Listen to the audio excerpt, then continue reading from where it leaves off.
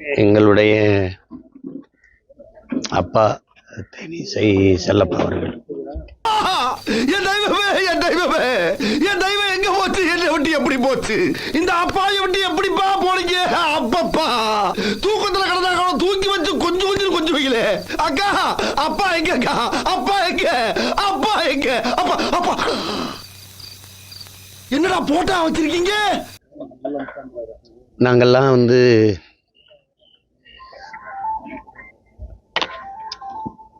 புழுக்களா நெளிந்து கொண்டிருந்த எங்களை எல்லாம் புலியாக மாற்றியது அவருடைய குரல் தான்.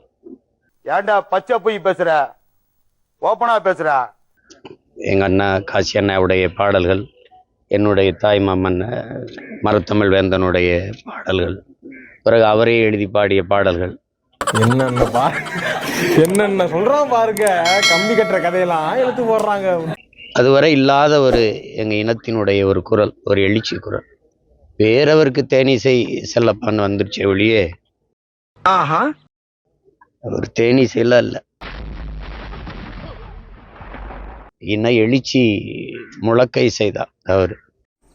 ஓ, நீ அப்படி வரியா? இப்ப உருட்டம்பார்.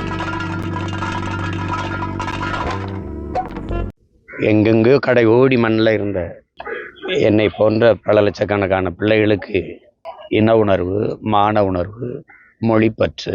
கொஞ்சம் ஏஞ்சி அப்படி போக சொல்லுங்க. இல்ல நான் கூட அங்க போய் நிக்கிறேன் மேடம். சத்தியமா உட்கார எனக்கு பிடிக்கல. ஏன்னா அவன் பயத்துக்கே பயம் காட்டுறவன். Thank you your honour, thank you.